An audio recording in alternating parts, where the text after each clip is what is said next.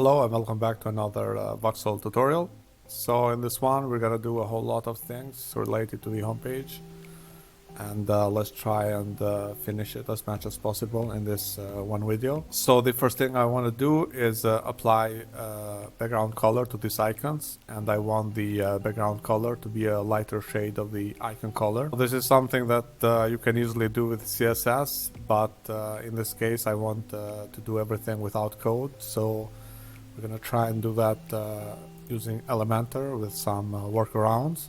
So what I'm gonna do is add a container here, and I'm gonna set this to full width, and then apply 70 pixels height and width, and I'm gonna go to the style tab and apply this accent color, and to get a lighter shade of this color I'm gonna apply an overlay, select the white color, and then increase the opacity.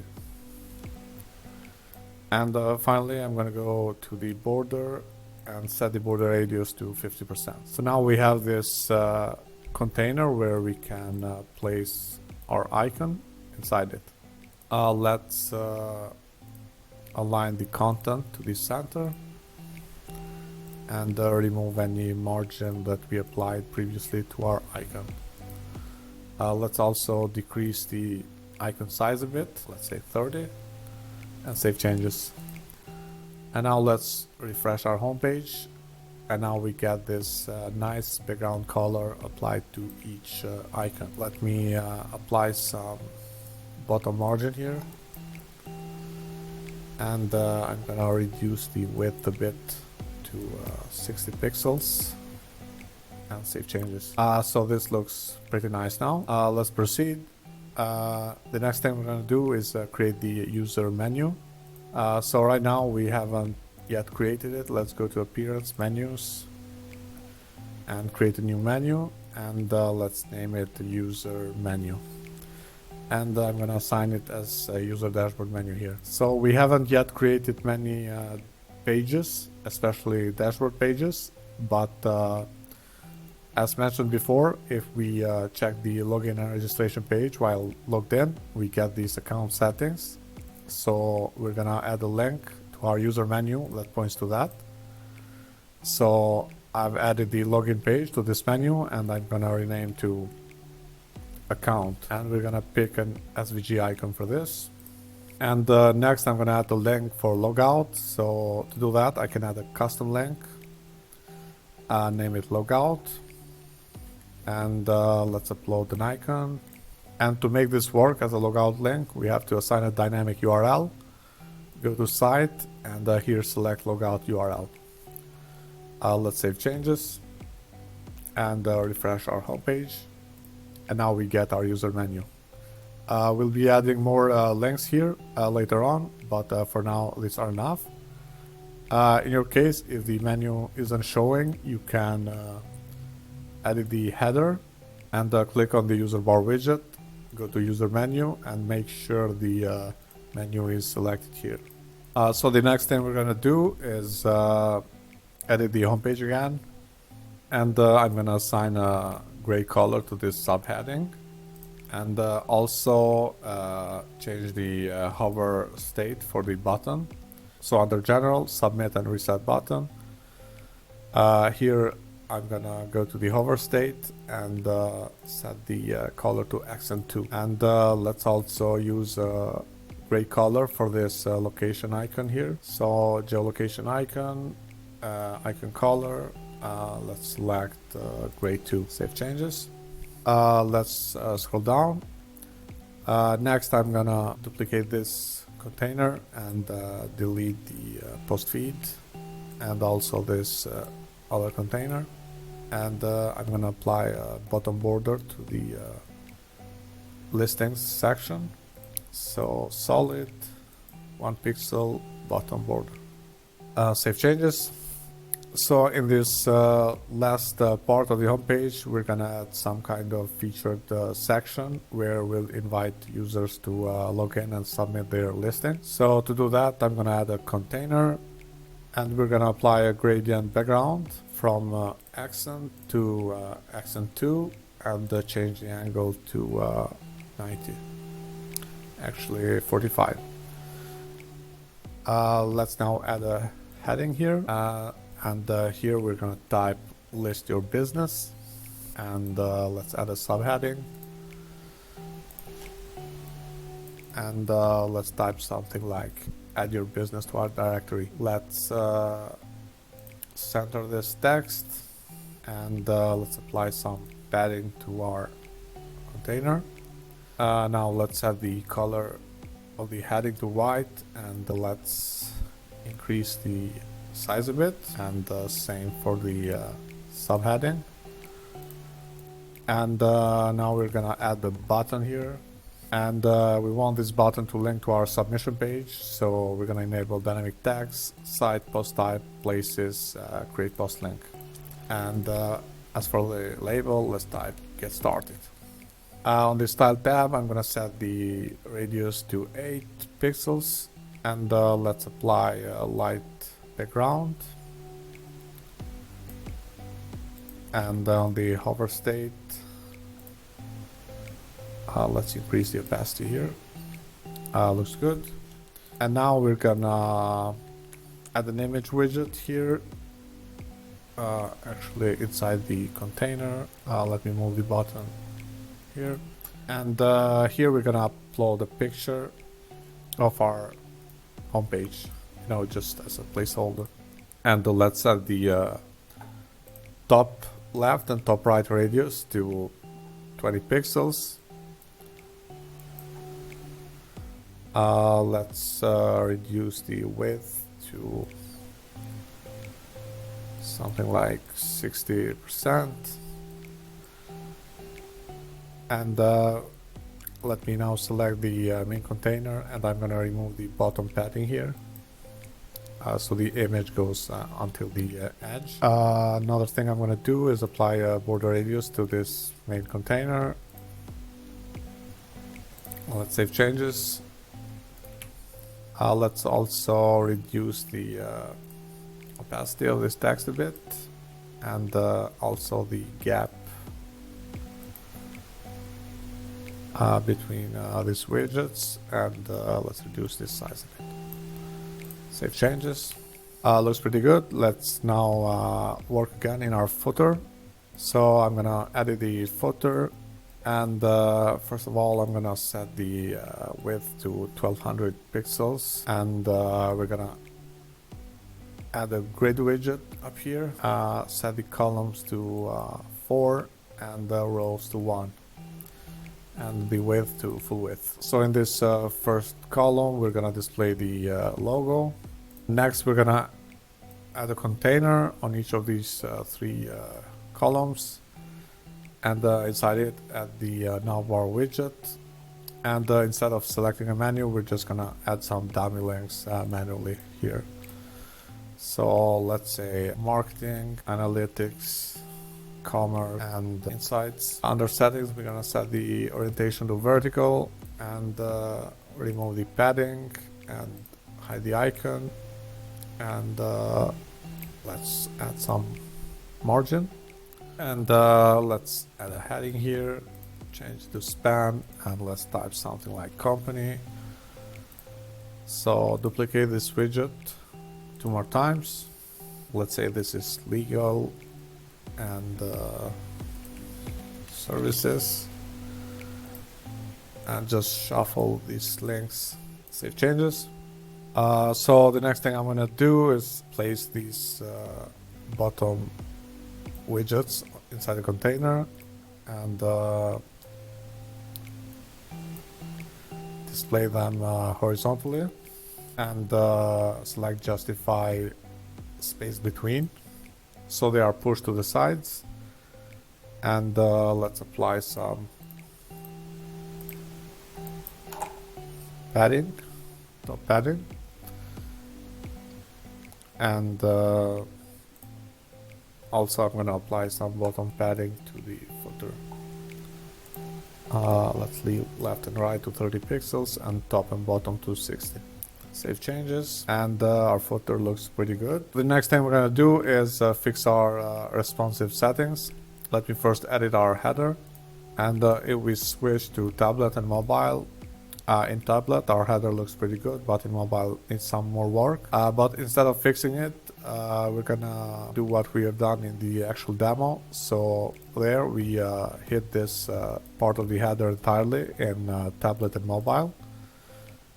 And instead we created a bottom navigation bar, which is more easily accessible in mobile. So to create that, we can create a container and set the width to full width, and let's set the padding to 20. And inside this container, we're gonna add the user bar widget, and we're gonna set the alignment to space between. And let's hide the username here, and also hide this account text. Let's also hide this arrow here, and we're gonna add another link which will link to our homepage. And here we're gonna pick site URL. So I'm gonna place this link third on the list. The reason I did this is to have the home icon appear always on the center. So this item will only show for logged in users, and this one only for logged out users. And that means the home icon will always be on the center. We're gonna test that in a bit, but for now let's continue. I've selected the container, and I'm gonna set the position to fixed and set the bottom to 0. Next I'm gonna go to style border and apply a 1 pixel top border. Let's also reduce the left and right padding, and we are also gonna apply a white background color to this and save changes. Let's now see our homepage. So we have our bottom bar appearing here, and we don't want it to appear in desktop but only on tablet and mobile, so we're gonna hide it on desktop.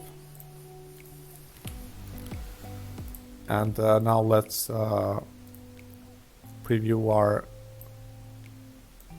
homepage in tablet and mobile.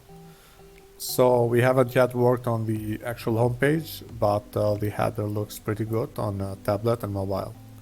So this is the notifications component, messages, the home link, the user menu, and the create post menu. So we have to add another component for our navigation menu. I'm gonna remove this one and add a menu component. Select the mobile menu and pick the icon, and let's place this on the left while the user menu on the right. Let's save changes. So now also have our navigation menu here. So while logged out, we have the menu, the home icon, and the icon that sends the user to the login or registration form. So our header is now responsive. Let's continue and make the footer responsive now. Let's switch to tablet. And in tablet and mobile, I'm just gonna hide these links, so we keep the layout very simple. So hide on tablet and mobile, and the same thing for the other one and the final one. And let's reduce the icon size a bit. I'm also gonna reduce the padding to 20, and in mobile we forgot to hide this one. Let's reduce the gap a bit. So looks pretty good. Let's save changes. And finally, we're gonna make the homepage itself responsive. So let's work on this first section first. Switch on tablet. So what I'm gonna do in tablet and mobile is have the search form container be 100%. And as for the image, I'm gonna reduce it to 40%. And I'm gonna set the height to auto, and let's set the border radius on the bottom left side to 30 pixels. Let's increase it a bit more. Alright, let's increase the width a bit. Let's continue on this other section. I'm gonna increase the item width. And as for the listings, I'm gonna set the number of columns to 2. And let's check this last section. So to push this image to the edge of the container, I'm gonna select the button, and on the advanced tab I'm gonna enable this grow option. So this will push the image to the edge. And let's now switch to mobile. And let's reduce the font size of this heading. Something is not right with the line height here. Let's set it to 1.2 RAM. Okay, looks better. And next I'm gonna set each filter to use 100% of the width.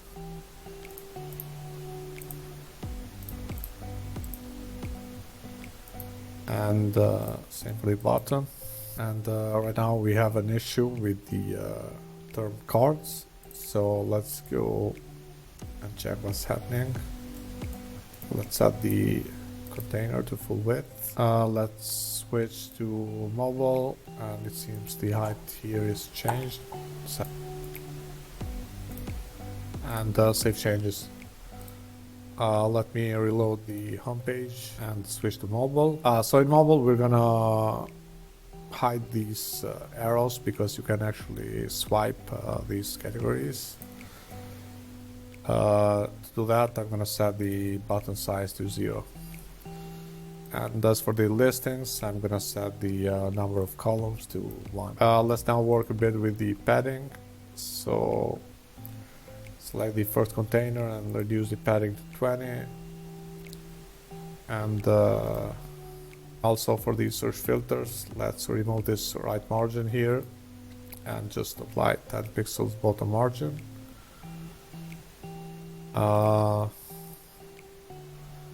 For this one, we're gonna reduce the margin to 0 for the left and right, and 30 for top and bottom. And same for this one.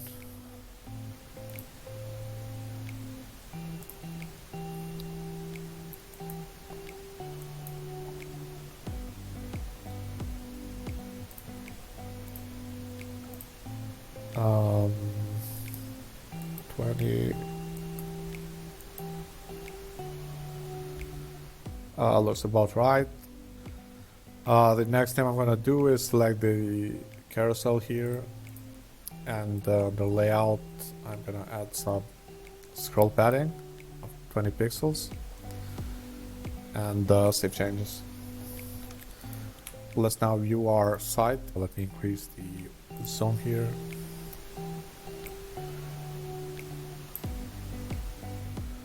So overall it looks good. We have a problem here with our footer. The bottom bar is covering it. So to solve this, I'm gonna edit our footer, and on the tablet mode, let's apply some extra padding and save changes. Let's now reload the page and test. So it looks good. Maybe we'll push this text to the bottom here. Select the container, just change the direction to vertical. Save. Looks pretty good. So responsive styling is a trial and error process. You always have to test on various devices and see how your site looks.